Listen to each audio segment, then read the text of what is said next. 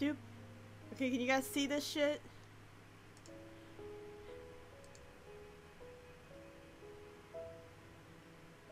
Okay, make sure my... Oh, my mouse. Okay. Okay, welcome to... What is this game called? I forget what I... Oh my god, I forgot what this game is called. Steam, what is this game called? A Little Lily Princess. Welcome to that. Welcome to that, you guys. Welcome to that. It's basically in the same concept as A Little Princess. Everyone remembers that book. Sage is here! Hi, Sage! If anyone knows that book, it's called A Little Princess. It's actually pretty good. It's actually pretty good. I think it's based off of that book. They made a movie of it too. I think Shirley Temple played in it. I don't know if anyone remembers Shirley Temple or not. I'm old, okay? I'm like 20-something years. I forget how old I am now. 26. And, yeah, so let's just play. Start game. It's supposed to be like a little, it was spring when Sarah's school life began, but spring in London was nothing like any spring she had known before. Alright, then okay, never mind. The morning sun was not enough to lift the chill from the stony streets and the mist off the river blend, blah blah blah blah blah blah blah blah blah blah blah blah blah blah. Yes. I think it's a, oh god. In such weather, the gas lamps burn night and day, flickering like stars to guide the horse-drawn ships to their destination. Silver! I spelled silver wrong. There we go. But the ship that had carried her across the ocean was not a thing of the past. Here then was Sarah's new home. Hi, Sarah. It was a big, dull, brick house, exactly like all the others in the row, except at the front door there was There's shown the brass plate which was engraved in black letters. Miss Minchin's Select Cemetery for Young Ladies. Okay. Apparently I'm going to school. Hello. Girls, get around if you please. Who the fuck are you? Come, hurry up. We have a new pupil who will be joining us starting today. Her name is Sarah Crew. What a name. And she only recently arrived in England, so you must all make her feel welcome. How do you do? The room filled with a chorus of gently murmured greetings.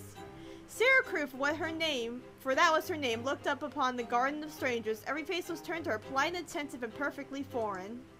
She felt more lost than she had ever been at sea.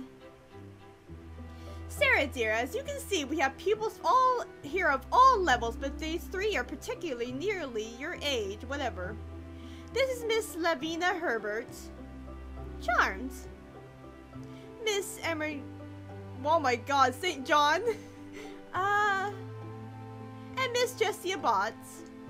We're very pleased to meet you. I think this is a Yuri game too. Am I a girl? Yeah, I'm a girl apparently. My name is Sarah. I think this is a Yuri game.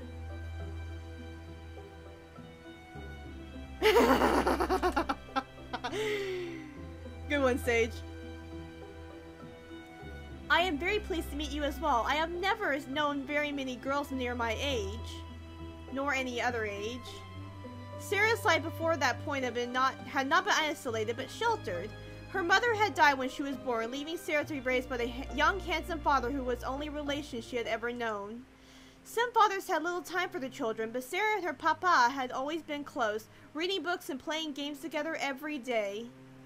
He treated her with a little confidant, whatever, sharing his thoughts with her as if she were his peer and not a very young girl, listened solemnly to the advice she gave in return, though he didn't always follow it. It's my internet. Sarah had never felt lonely, but it must be said that she had very little experience in making new friends. Sarah's father, Captain Crew, makes his home in India, and he is returning there as we speak. I shall expect you all to be very agreeable to her. Now, Sarah, take your seat. Your father has informed me of how much you enjoy your studies, and I expect you to credit this establishment. I am not certain how to become a credit, but I do wish to learn. This statement was met with muffled giggles. Confused, Sarah looked back at Miss Minchin for guidance. Take your seat, I said. But which seat is mine? Is that me? I think that's me. Concerned that she would look disobedient if she hesitated further, she slid into the nearest empty place. No one objected, she let out a sigh of relief. Nearby, two girls turned to whisper to each other. What a way she has of speaking, so old-fashioned. Hush! And her eyes are such a queer color, a funny-looking child to be sure. Well, she isn't pretty as other pretty people are, but there is something about her. Bitch! Okay. She makes you want to look at her again to see what it is. And she has tremendously long eyelashes. This is like that book. Only you would notice such a thing. Girls! Kindly pay attention to your lessons. Yes, Miss Minchin. Choose an activity step before you say everything will change. Become grace, become belief, become shits. About activity play. Okay. Let us,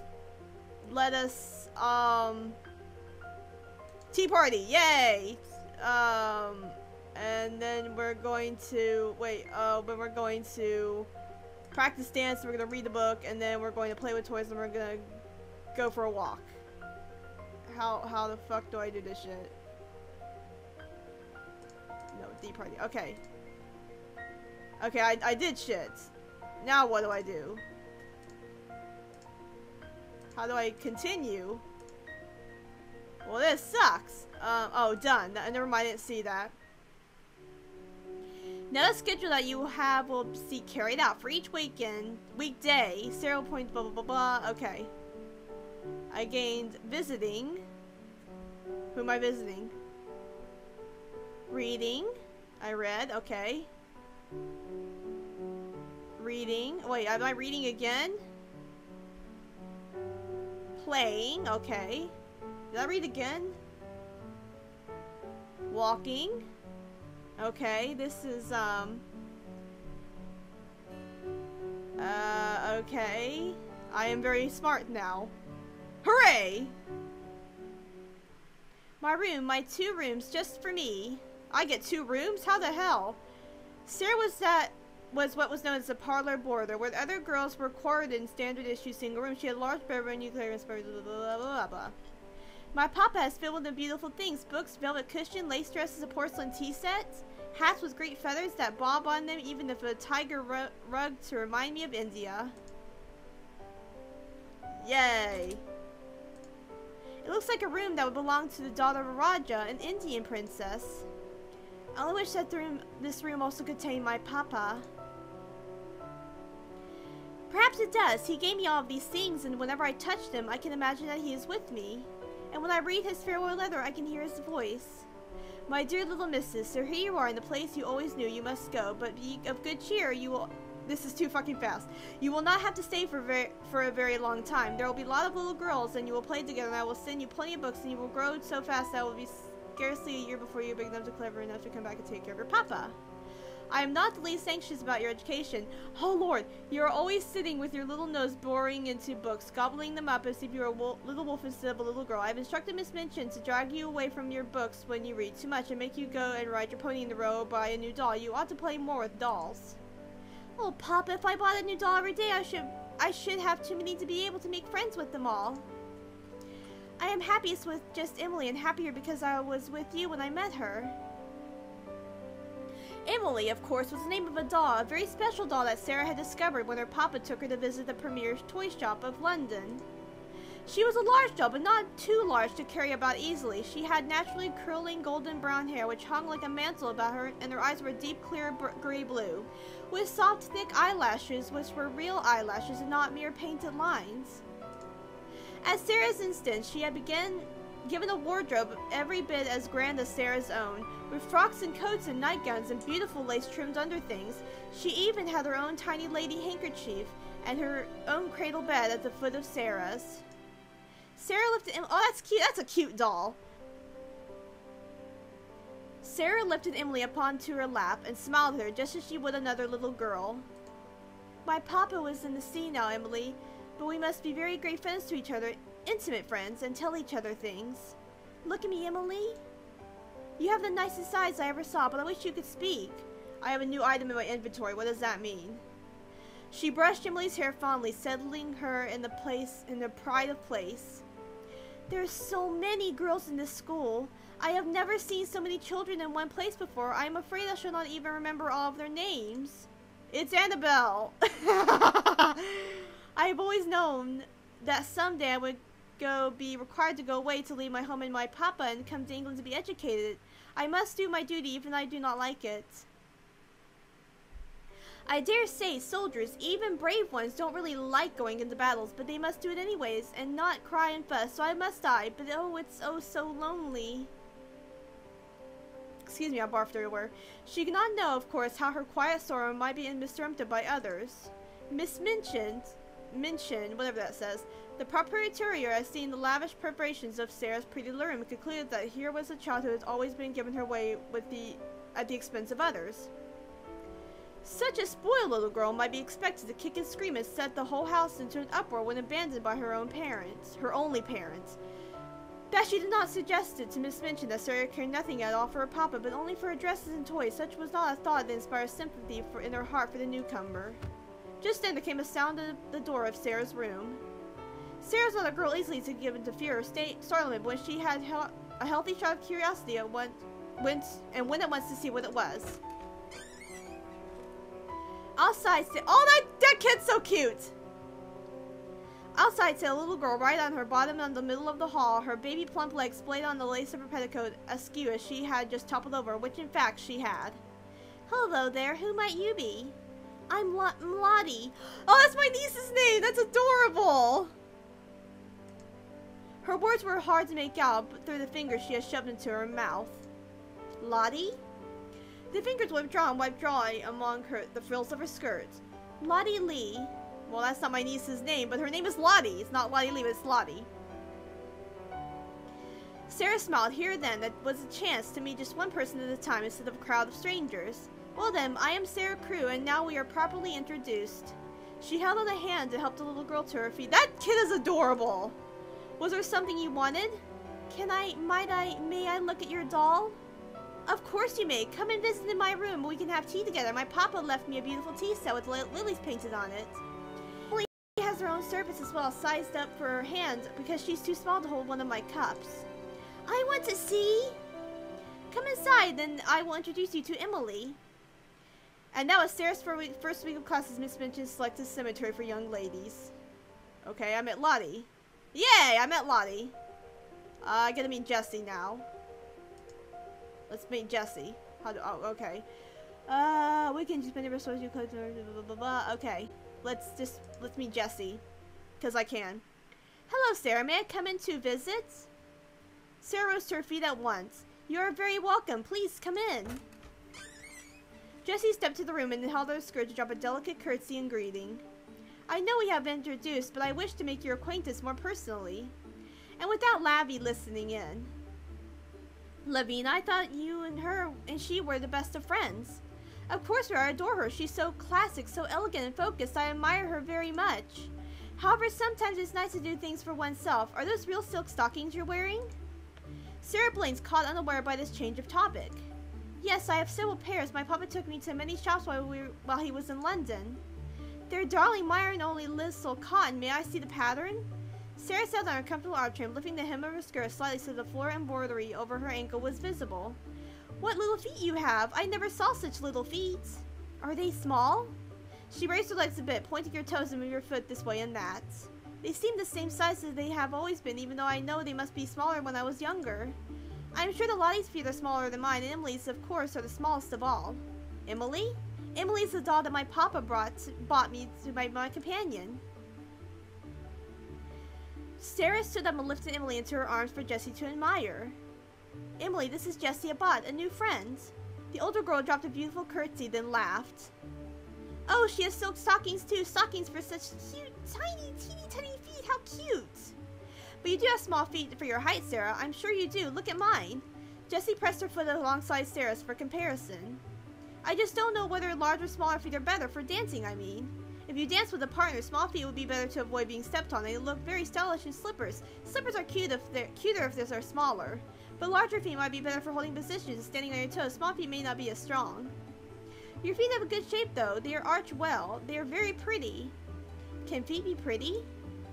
Colonial Grange, little daughter Isabel in India was the prettiest girl I ever knew, and all the gentlemen said she had the beauty of the raiment. She has dimples and round rose-colored cheeks, pale blue eyes, and long curling hair the color of gold, and everyone said those things were very pretty. No one ever spoke of her feet. I suppose if feet can be pretty, then perhaps I do have pretty feet. I know the rest of me is not. Hello. Hello, Ginger Taz. Oh, I didn't read that shit. You do not have the same kind of beauty that dolls are made of, but that doesn't mean that you aren't pretty. I think you are quite interesting to look at. Sarah did not wish to contradict her new friend, who had no reason to lie, but her inner convention said that she was an ugly little girl cannot be so easily dispelled. Will you show me the rest of your dolls and clothes? Do all of your petticoats have so many lace frills? Do you think any of them would fit me? I don't know. I suppose we can find out. Hooray! New week. It's a new week! Bitch, yeah. On Sunday morning, the students gathered in the Intersol Miss Minchin's Select Cemetery. Whatever. Girls are ready form up into a line behind Lavinia. Sarah, dear, it is our custom walk to and from church every Sunday when the weather permits. That allows the horses a day of rest and ensures that students receive regular exercise. It is important to look your best when we are walking out among public. We want our school to always leave a good impression. You should follow Lavinia's cues. She will show you what to do. Lavinia is always a model student. As if hearing her name, Lavinia smiled and tilted her head. You can learn a great deal from Lavinia, dear, as her father is also posted to India. The two of you should have much in common. I'm sure you will make close friends. Now go and stand in line behind her. Sarah made her way to the front of the line, where Jessie and Lavinia stood close together. What are you doing? Go to the back. Miss Minchin told me to stand behind you, so she said you were a model. Oh, very well then. But that's my place. You wouldn't want to disobey Miss Minchin, would you? No. We have to show our new girl how to behave herself in church. She may never have seen one before. Sarah thought it wisest to remain silent. So apparently she has seen it. Okay, let's go. Let's see here. Read a book, practice dance, write in diary, tea party. Alright then, let's do this. Reading, yay! Dancing, yay! Reading, why am I reading again? Did I pick reading again? I don't know. Writing, yay! Visiting, yay! Final week's results, shits like that.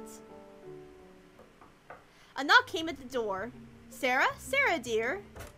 Yes, is there? Oh, hello. Bonjour, mademoiselle. Miss Minchin hissed through her teeth. The young woman in the maid's uniform fell silent. Sarah, before he left, your father arranged for a maid to be employed especially for your needs. She has just arrived. I believe she is from France. Yes? Her name is Mariette. Oh, this is just like that book. This is Mariette, and she will be living in your rooms, helping you with your clothing in the morning and anything else you require. Please use her as your liaison with the staff. If you need any food, send your maid rather than speaking to a cook directly. And don't let her fool you. She does speak the queen's tongue. She swept out of the room, leaving the maid and her new little mistress blinking at each other in confusion. Bonjour, madame, je m'appelle Sarah. Comment allez-vous? Très bien, merci, and I am pleased to see that you are just as your papa described you. Oh, what did he say? That no other little girl is as solemn as you, and that you would make me smile. But why would being solemn make someone smile? Ah, it's just your je ne sais quoi, it is you. Now why don't you show me around your room? Just hello to everyone. Hello everyone, okay. Let's play event with Lottie. Sarah was seated comfortably in the classroom, gazing at the window and thinking. It was not that the seat itself was so comfortable, but the long-form benches of schoolroom were chosen for function and easy to use, not for gently cushioning the tender bottom of schoolgirls. Sarah's own cozy little parlor contained far more comfortable places to sit than the classroom or even the dining room Miss Minchin's. However, sometimes a change of scenery was more conductive to clear thinking. There was something interesting about being in the classroom when all the other students had gone. Is this still a classroom? There was no class inside of it? And yet, it was long before someone else did enter that room. Someone who stood at the corner of Sarah's vision, unwilling to speak and interrupt, but nearly bouncing on her toes from excitement. Oh my god, Lottie is so cute. She's like my little niece. Lottie? After looking aside, letting her mind wander for so long, Sarah's eyes seemed to view everything in the wrong colors, as Lottie's round face was overlaid with pink and greens. She liked to view time to clear her vision. Lottie clapped her hands together, taking his permission to speak. May we go and see the doll Emily now and have tea? Alright. Sarah led the way up the stairs, motioning Lottie behind her to stay quiet. We must be careful not to disturb her. Disturb who? If we're very lucky, you might see. The door to Sarah's room stood in front of them. Sarah placed a finger over her own lips and then to Lottie's. Only after Lottie nodded did she reach for the door. Then Sarah suddenly turned the handle and threw it wide open. Its opening revealed a room quite neat and quiet, a fire gently burning in the grate, and the wonderful doll sitting in a chair by it, apparently reading a book. Oh, she got back to her seat before we could see her. Of course they always do. They're quick as lightning. Lottie looked from Sarah to the doll and back again. Can she walk? Yes, at least I believe she can. I believe dolls can do things that they will not let us know about. Perhaps really Emily can read and talk and walk, but she only do it when people are out of the room. That is her secret. You see, if people knew that dolls could do things, they would make them work. So perhaps they have promised each other to keep it a secret. If you stay in the room, Emily will just sit there and stare, but if you go out, she will begin to read, perhaps to go and look out of the window. Then she hears either of us coming, she would just run back and jump into her chair and pretend she had been there all this time. Lottie's eyes were magnified enormously as she took in the bewitching new concept. It was a delightful thought, however. Lottie's was one of the youngest students in Miss Minchin's seminary, and it was just such a bad experience in being told things while the girl not be entirely true. Toby, you're not. That's funny. Sarah, does she really walk? Do you truly believe it? I pretend that I believe she can, and that makes it seem as if it were true. So it's not true. When you suppose things, when you pretend them with such great vigor, that makes them almost real. If you imagine yourself that there are fairies in the London sky, if you stare up into the sky, thinking about fairies and looking very hard for them, you might almost catch a glimpse of one. And you're not sure what you saw. Was it real or wasn't it? Were you pretending? Was it a dream or vision? Did you actually see anything at all? You know that you are pretending, so it is not so terrible if you didn't see anything, but maybe, just maybe, you were alright all along. Sometimes stories do come true. Do you understand? I think so. Would you like to hold Emily? Oh, may I really? She is beautiful. And in her arms, Lottie smiled down at the doll, craning her gently and fingering her fair curls. They must move very fast to get out of sight when we come in, mustn't they? I wonder if they can learn to move like lightning. Oh, we couldn't do it. You see, it's kind of magic. Maybe people can have magic too. It is nice to pretend. But whether we can have magic or not, we can certainly have tea. Yay, tea! I love tea, you guys. New week, I mean, whatever. It was the beginning of another week of classes. The students were seated neatly in rows in the schoolroom. Walked up and down between desks that each pupil said was bound to her particular lesson. She paused beside Sarah, a book in her hand. Now, Sarah, your papa has engaged a French maid for you. I include that he wishes you to make a special study of the French language. I think he engaged her because he thought I would like her, Miss Minchin. I'm afraid you may have been something of a spoiled little girl and as such, but you always imagine that things are done because you like him. It is a fault in you, and one that we must endure to train away. My impression, Sarah, is that your papa wished for you to learn French. I have never really learned to speak French, but that is quite enough. You have never learned, so you must begin at once. The French master, Monsieur de Frog, will be there in a few minutes. Take this book and look at it until he arrives. Dots. Dutifully, Sarah stared at the strange patient in front of her. Le père, the father, la mère, the mother. You look rather cross, Sarah. I'm sorry you do not like the idea of learning French. I am very fond of it, but... You must not say but when you are told to do things. Giggle. Bitch! Miss Abbott, young ladies, you should not make dreadful snickering noises like a horse. Yes, Miss Minchin. Sarah, look at your book again. Yes, Miss Minchin. Le fils, the son, le frère, the brother. Oh dear. Shortly after Monsieur Dufrange arrived in the classroom, the French master lily trimmed the neatly trimmed mustache and the hair that flew outwards in dramatic points. His His eyes lit up when he caught sight of an unfamiliar little girl puzzling over a book of French phrases. I deserve an award. Yes. No, and that guy deserves an award, not me. Ah, is this the new pupil for me, madame? Her papa, Captain Crew, is very anxious that she begin the language. I am afraid she has a childish prejudice against this. She does not seem to wish to learn. I am very sorry to hear that, mademoiselle. Perhaps when we begin to study together, I might show you that it is a charming tongue. Little Sarah rose to her feet. She was beginning to feel rather desperate. S'il vous plaît, monsieur, je ne peux pas le faire comprendre. She began to explain quite simply in pretty and fluent French Madame did not understand. She had not learned French exactly, not out of books, but her papa and other people had always spoken it to her. She had read it and written it as she had read and written English. Her papa loved it and she loved it because he did. Her dear mama, who died when she was born, had been French. What on earth? What is she saying? Is this some form of joke? Ah, madame, there's much I can teach her. She has not learned French. She is French. Her accent is exquisite. You ought to have told me. I tried. I suppose I did not begin right. Giggle. They giggle in the background. That's adorable. Miss Minchin slammed her hand upon her desk. Silence, young lady. Silence at once. And though the other students had settled back into proper schoolroom behavior, Miss Minchin's lips remained slightly pressed together whenever she looked at Sarah.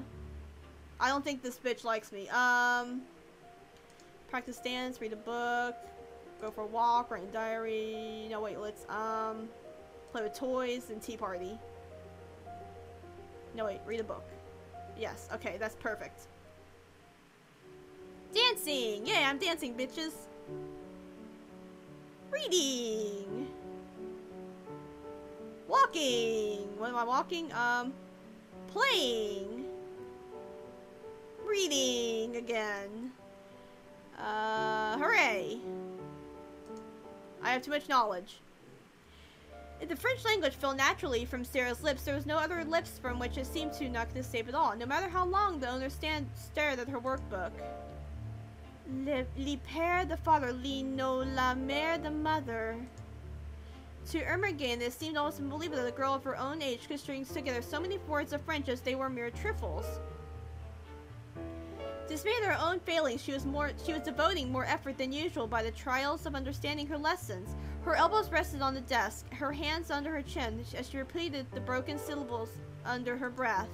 She stared so hard and bit the ribbon on her pigtail so fast that she attracted the attention of Miss Minchin, who, feeling extremely cross at the moment, immediately pounced upon her. Miss St. John, what is the meaning of such conduct? What? Remove your elbows, take your ribbon out of your mouth, sit up at once. Yes, Miss Minchin. Giggle.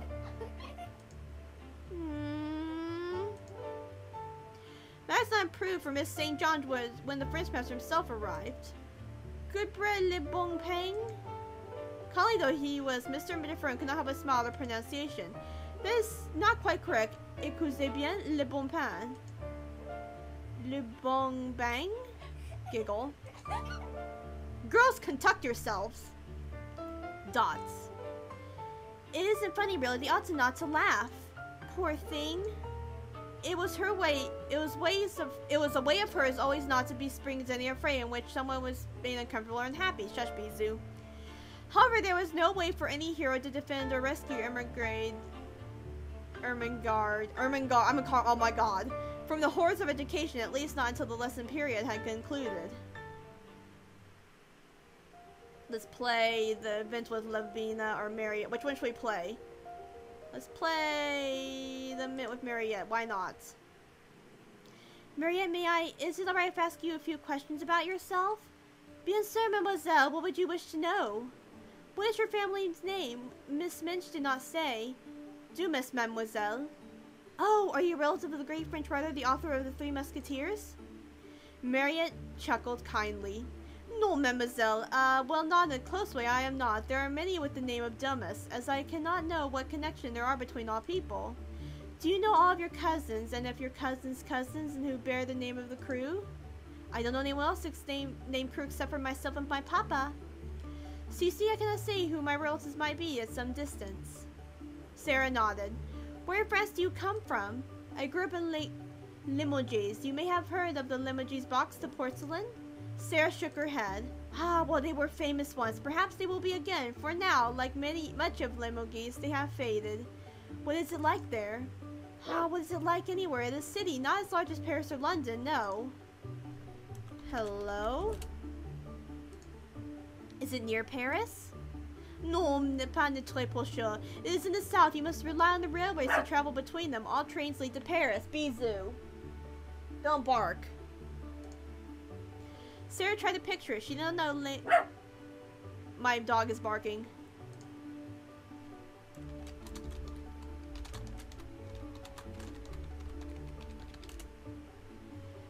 She tried to picture it. She didn't know, whatever. But if it was in the south, it must be warm and green, surely. She has seen paintings of France. Stone houses, arches, and bridges, rolling green hills, hanging vines, and sunlight. Always sunlight, not in the fogs of London. It must be lovely. As you say, mademoiselle.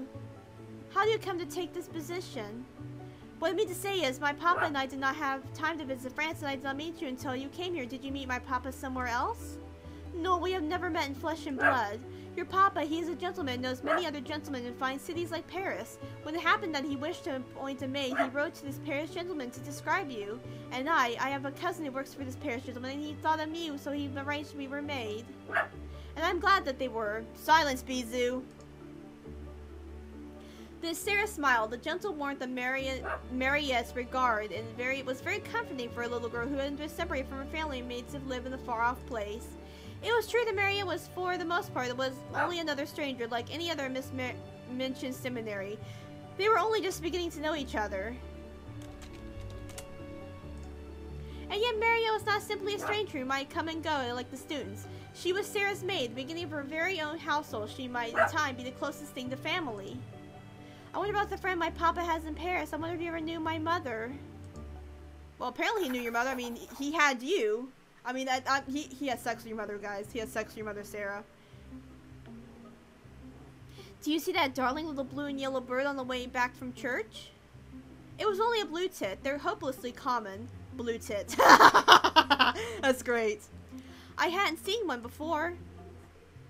They're country birds. Like they like trees. You don't see them so much in London. There must be many more birds in the country. Are there any birds in England that are blue all over? I don't think so. Are there bluebirds in India? Well, there are some birds with bright blue flares but all over, but some birds are blue all over, but only a bit blue. I thought that perhaps in England I might find the bluebird of happiness.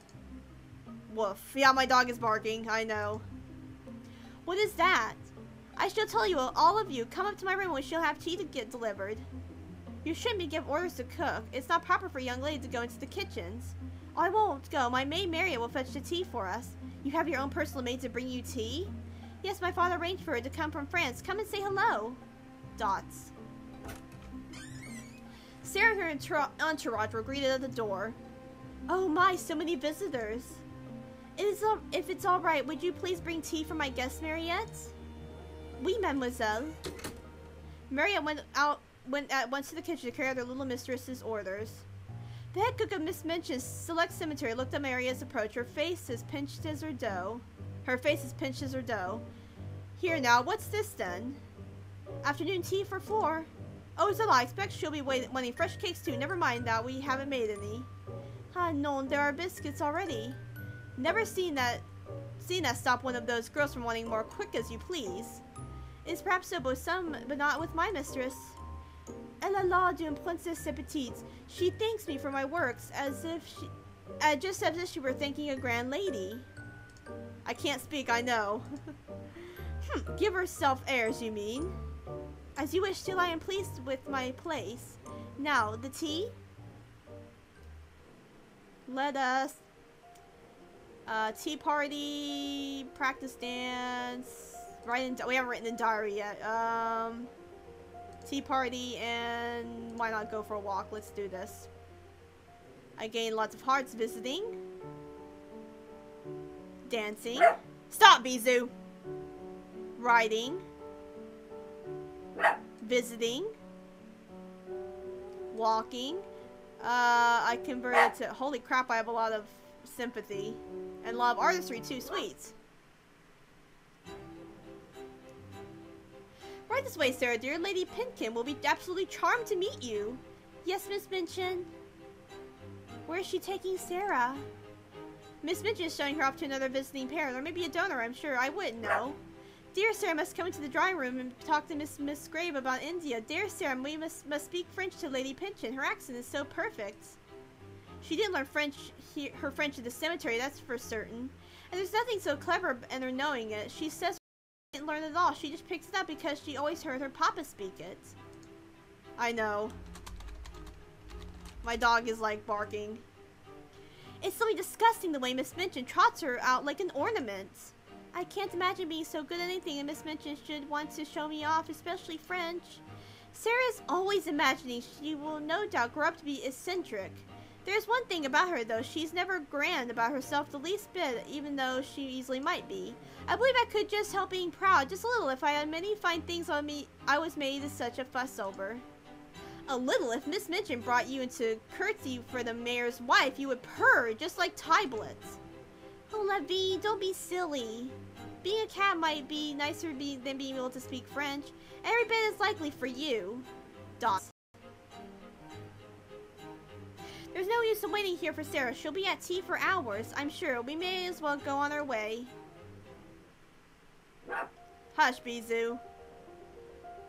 Let's play with Lavinia. That sounded wrong.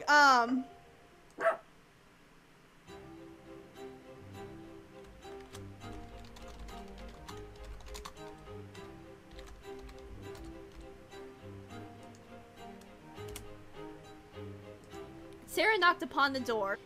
It is Sarah Crew. May I come in? You may enter. Miss Minchin's model student was this day holding court in her rooms. It was a rather small court consisting... Let me go get my dog. Come here, Bisou. Come here, Bobby. I'll come into my bed. You're not allowed in my bed. You know better than that. Come here. Let's take you outside real quick. We're out in the bathroom.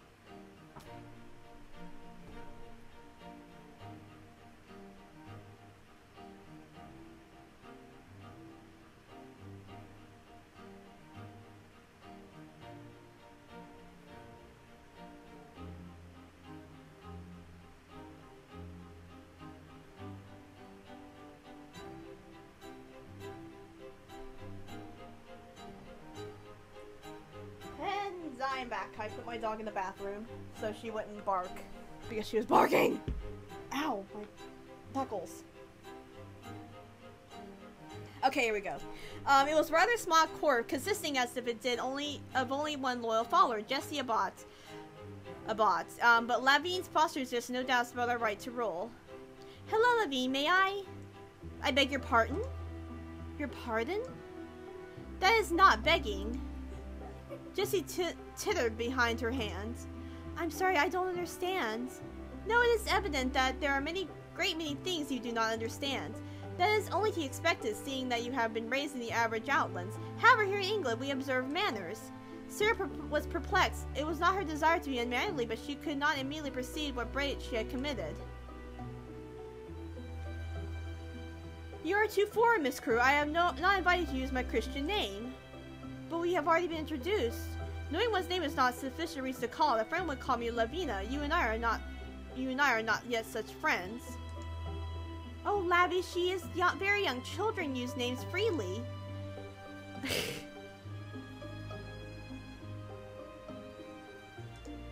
It was clear to Sarah that Jessie intended to demonstrate her own superior American friendship, not merely Lavinia, but a pet name.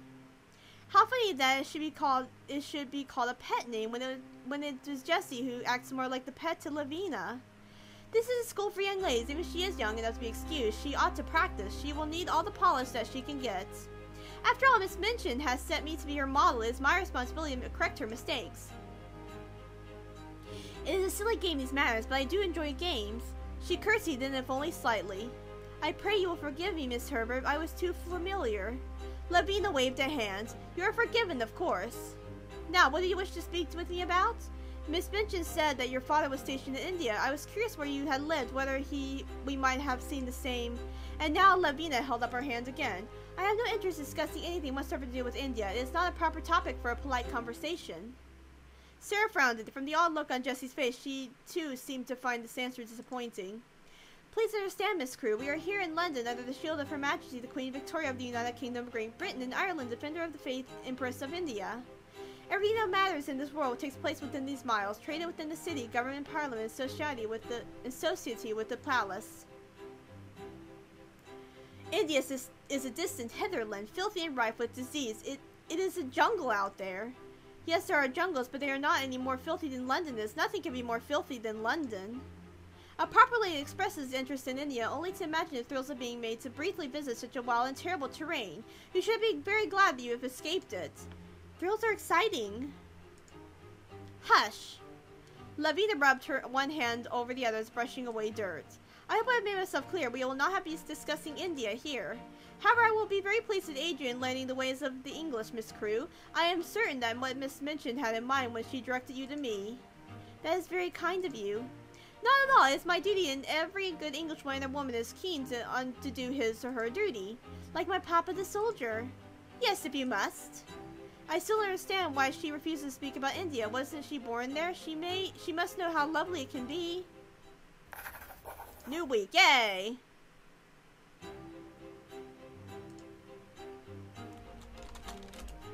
Stay together now, girls. Keep in line and don't step in any puddles. Just because church is over, there's no excuse to sully your nice dresses. The air smells very different when it has rained. It still smells like London. There are too many peoples and chimneys and horses. I keep lavender sachets in my room so I can smell the gardens even when I'm away from home. They're not much. My Aunt Eliza sent me flowers. I stitched them by myself. We have lavender in India too. Oh, but is it lavender an English flower? I thought everything in India would be saffron and spices. Perhaps the British soldiers brought lavender with them so they could smell the gardens too. Do you think that soldiers could be homesick? Of course, soldiers must be very brave and bear all sorts of dangers and hardships, but that doesn't mean that they don't have feelings. And we must be brave too, even when we are far from the homes and the people that we love. A carriage passed along Miss Minchin's students as they walked seemingly past the walls of children, 8 of them, all siblings, all and such. Wait. Packed with the walls with children, 8 of them, siblings all, and such giggling and massive blonde curls on Rosie's cheeks Sarah had never seen before. Their merry was infectious as Sarah found a smile had come unexpectedly to her face. As such, it came as a slight shock when the carriage moved along and revealed a slightly previously hidden on the other side of the streets, a little beggar child in heaps of rag, too dirty for Sarah to tell if it was a boy or a girl. Pricked by the sight, Sarah stepped out of line and carried her little coin purse to the child. Sarah, wait, where are you going? Here is a 6pence. Go and buy yourself something warm. She hurried back into formation, but not before her steps were noticed by Miss Minchin. Sarah Crewe, you must stay in line. If you go rushing off, you will put yourself at risk. I should not like to tell your father that you were struck by a cab horse down the road. I only wish to... Generosity is a virtue, but it is not wise or safe to come too close contact with creatures of the streets. You must be careful to clean yourself thoroughly when we return to school. Yes, Miss Minchin. Sarah looked back, but the beggar child had already disappeared from sight. How strange that one child should be hungry and dirty on the streets while another rides in a fine carriage and knows nothing but joy and laughter. And all these things happen quite by accident because of the way that we are born. Oh, her father's gonna die just like let's see, let's practice dance, and we're going to tea party, and yes, we'll do that.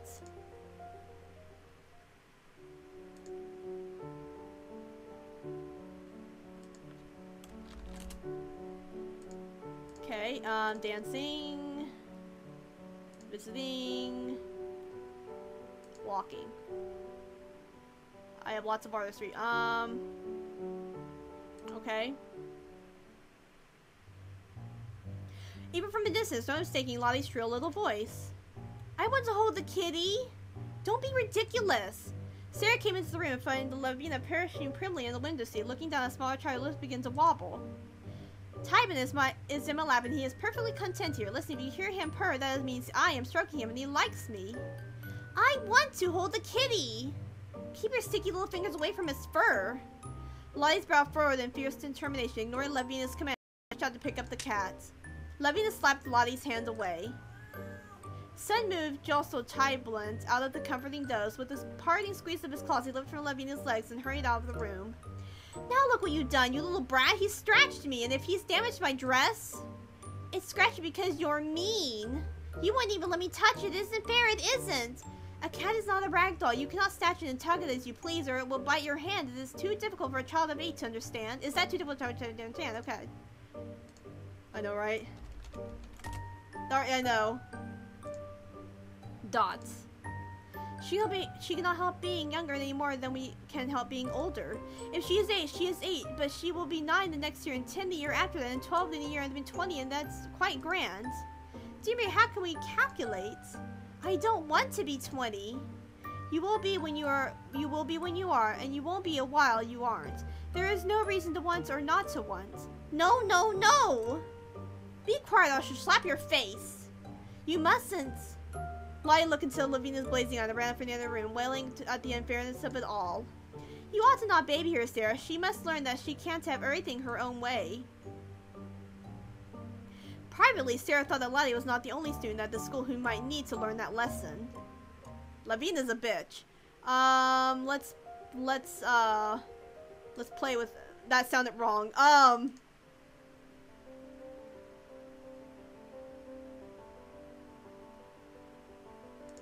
Having made up her mind to befriend the unfortunate immigrant, Sarah first had to seek her out. Someone like Lavinia could easily be tracked from a distance by the sharp sound of her voice or the drumming heels of a little girl stampeding away from her presence.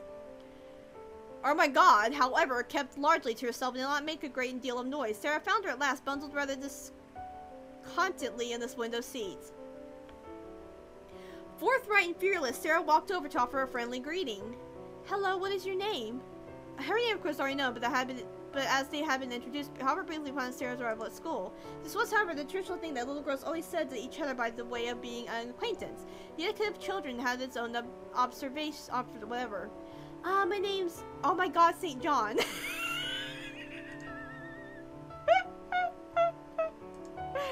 My name is Sarah Crew. Yours is very pretty. It sounds like a storybook. Do you like it? To understand why she fluttered so nervously, most recall that a new pupil at school is for a short time a very uncertain thing. Cliques and friendship in a small environment can very firmly set indeed, and leave no room for the excluded, no matter how many of the years might pass. I slumbered. So the friendliness then a new student brings with her breach of hope. Here is someone yet who has not claimed perhaps she will like me? And yet she is unknown. Friendship may not be possible. Maybe not be a possibility. A new girl could be equally be snobbish or foolish or mean-spirited. The hope is always adulterated with fear.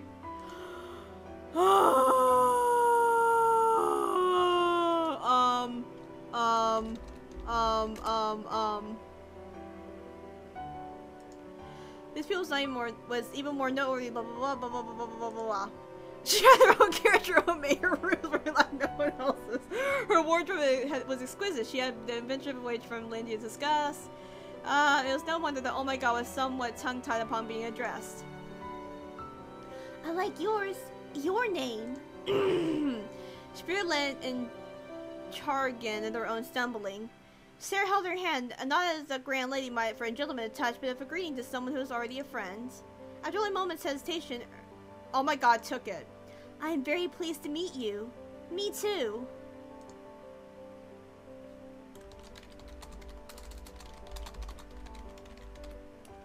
I can't spell internet. Oh, you should meet Emily as well. Who is Emily? Come up to my room and you shall see.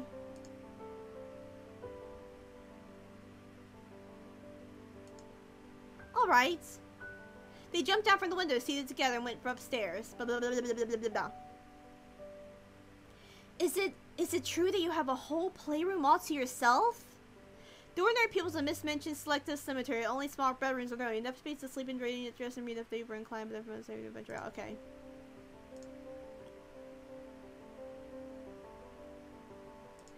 Yes, Papa asked Miss Minchin to let me have one. She opened the door and beckoned Oh My God inside. Oh my God. See, there's a sitting room through that door. Oh, it's beautiful. Sometimes when I am playing, I make up stories about the things that I am doing and tell them to myself. I don't like people to hear me. It spoils it as if people might listen. Does that sound too selfish of me? I do so stories for others as well. It's only that some stories, particular new ones, that I'm only just making up are private. They're too delicate to be shared. Oh my God, Irma Gerd had paused, her eyes wide. You make them up? How can you do that? Why? Anyone can make up things. Have you never tried? But where do stories come from? Inside my head.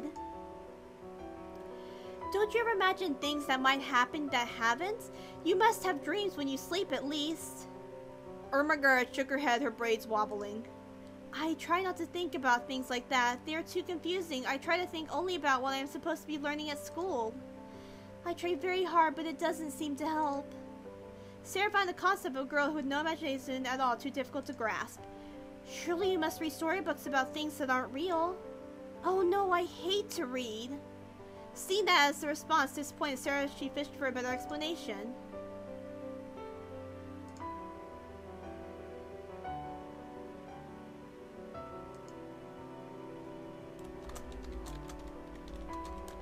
I'm sorry, you guys. Oh my god. This live stream is like garbage. I don't read well. I can't concentrate. The words run together and it's so hard to remember anything that I read in the book. That's like me. I am like, oh my god. I am meant to read a great many books for Miss Minchin's class, but I get them all mixed up. When we read poems after history, I thought about Cristobal was the daughter of the King of Spain. That Cristobal was the daughter of the King of Spain. I don't want to read anything more than I absolutely must. I'll only make a muddle of it. And if I try to make up a story, then how would I remember if that was real and what wasn't? But it's good that you can. What if you read stories about fairies or dragons? Surely you wouldn't get those confused with things at school. But I might. You are very like a fairy, and you are here at school. I'm sorry, I'm very dull and slow. Everyone says so. I understand if you do not wish to spend any more time with me. Sarah patted Ermengarde on the shoulder in a compassionable fashion. Everyone is different. I am only sorry that it means I cannot share my favorite books with you. I have so many favorites that I love, and I wish that you could love them too. Oh, I have an idea. Perhaps if I read them to you, then you would not get confused with other books. I don't know. It's called A Little... Oh, I can't spell. I don't know. Hesitantly, she smiled. But I could try? Good. No weak. Oh boy. Would you like to sit in front of the mirror while I brush your hair, mademoiselle? Oh, I don't think so. Not by the mirror. You see, it's nice to sit and think while you run the brush through my hair. Sometimes I remember stories or things, or think of things I want to say to someone else. Other times it helps me relax. It must be like that for Tybalt when someone is petting him. But if I were looking into the mirror, then the Sarah in the mirror would be looking back at me, and we would have to pay attention to each other, or else we might be thought impolite. Maria laughed at the back of her throat. That is as you wish. I had thought of doing something different with your hair, and if you could see, then we would know quickly if you thought yes or no, and if I could change it if you did not like it. Hello, Kara. Well, I think that it's better to look at it when it's finished. If you stop reading a book in the middle, you might have the wrong idea of what it's all about. Then I will show you when I am done. Maria is so kind. I wish I would be terribly lonely in this room without her. The school is full of other girls, but they are like me, guests of Miss Minchin. We live in the same house, but they are not part of my household. Maria is the only person who belongs to me. It is nice to sit and think while she brushes my hair, and she has a better way with that than my old Aya did. I do miss Papa, so... If you were here, if you were coming to visit as some girls' parents do, how happy my life would be. I wonder where my Papa is now. Oh, I'm sorry, I didn't mean to speak. No, it is good, mademoiselle. You should speak your thoughts.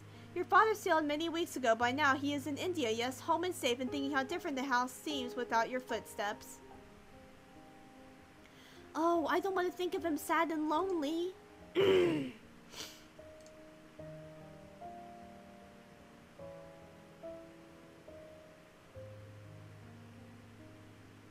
is... Oh, what crap.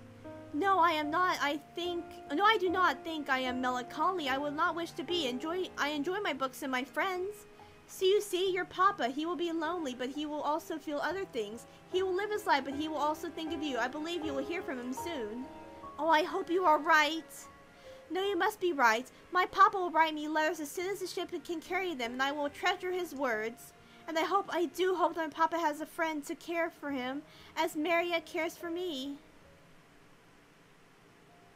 Let's see,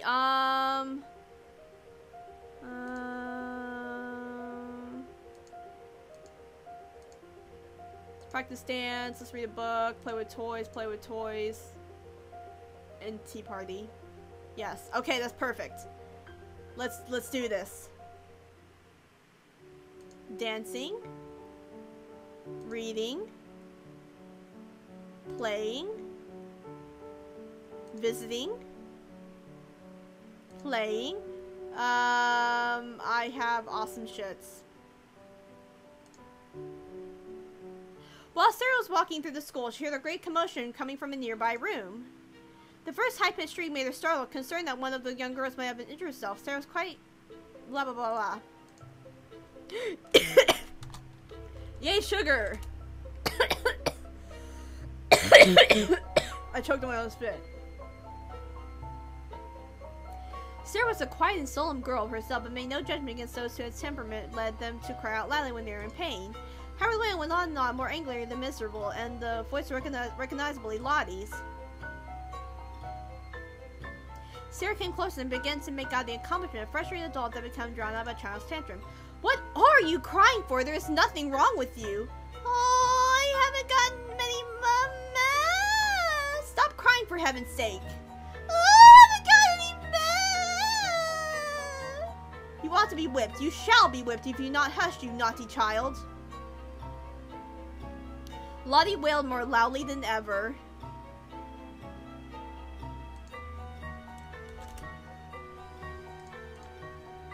Miss Mitchell emerged from the room, her hands pressed to the sides of her head, when paused when she saw Sarah lingering outside. Oh, dear Sarah.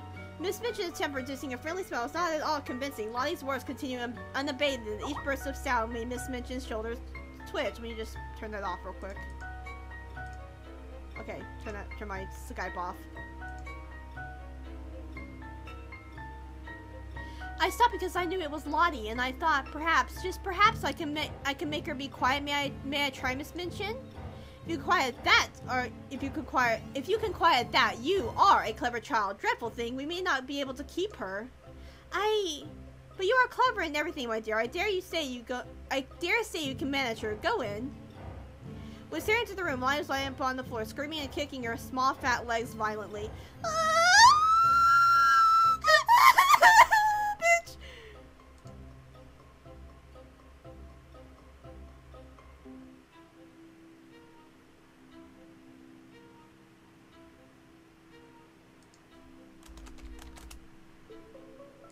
Sarah stood by the howling, furious child for a few moments, then looked down at her without saying anything. Then she sat on the floor beside her and waited. Except for Lottie's angry scream, the room was quite quiet. This was a new state of affairs for Lottie, who was accustomed to hearing other people protest and implore and command to coax her by turns. Oh, God. I'm slobbering myself. To find that the only person near her did not seem to mind in the least how she kicked and screamed was unusual. It made it necessary for her to pause her sobbing in order to see what was going on. She opened her tight-shut, streaming eyes to see who this person was, and found it was only another little girl, but it is one who owned Emily and all the other nice things. Sarah looked at Lottie quite curiously, but said nothing. Lottie sucked in a gulp of air, but the noise she made sounded rather half-hearted. I haven't any mama. Neither have I. Lottie blinked rapidly at the unexpected answer. Her legs and arms ceased their kicking and lay flat against the floor. Where is your mama? She went to heaven, but I'm sure she comes out sometimes to see me, though I don't see her. So does yours, perhaps. They can both see us now. Perhaps they are both in this room. Here? Lottie sat bolt right up and looked around. Seeing nothing, her face began to scrunch up again. Oh, Lottie. We can't see the people who live in heaven, even when they come to visit us. They travel like wind or sunlight. You can only feel them for a moment if they touch you, and then they're gone.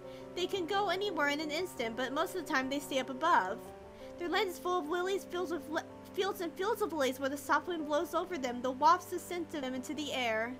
And everybody is always breathes in because the soft wind is always blowing. Wind and sunlight and the streets are always shining. Oh my god! Why did my Skype just like, I don't know, blah blah blah blah. The pills never go dry or brown when the children grow tired of them, they toss the pills into the air and they turn into clouds. Lottie had by now quite forgotten to cry and was leaning forward, hanging on every word that Sarah spoke. In that shining city, people are never tired. However far they walk, they can float anywhere they like. And there are walls made of pearl and gold all around the city, and they are for people to go look and lean on them and look down on the earth and smile. From those walls, sometimes they dance down to visit us. Other times they whisper beautiful messages in the wind and hope that someday we will hear them. Oh, I want to go there. I haven't any mama here. Sarah saw the danger in the little clothes hand with a coaxing little laugh. I will be your mama in this school. We will play and that you are my little girl and Emily shall be your sister. Shall she? Yes, let's go and tell her and I will wash your face and brush your hair and both of us shall have a little bit more family. Aww.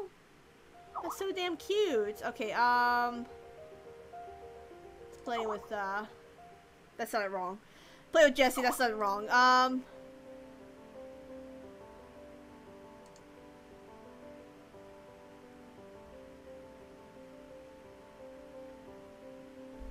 MMD is the best. That afternoon, Jessie came to Sarah's room for tea. The tea itself, though, seems to hold little interest in her. Can I save this? Oh, I can. Let's name it Vagina. Yes, that's the perfect save. Oh god. I'm gonna stop this this stream and do another stream. So maybe, I don't know. I might I just saved this as Vagina. I feel so awesome. What should I stream? I was gonna, there's like a voting poll in the description, guys, if you're interested in that. I slobbered all over the place. Oh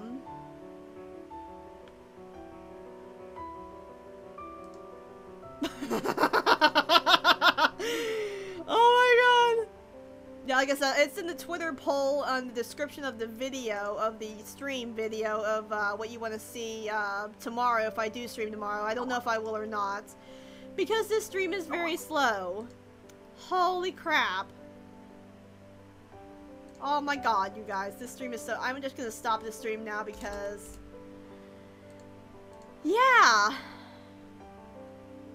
It's like buffering so bad for you guys because my internet's so bad, it's so slow and so shitty.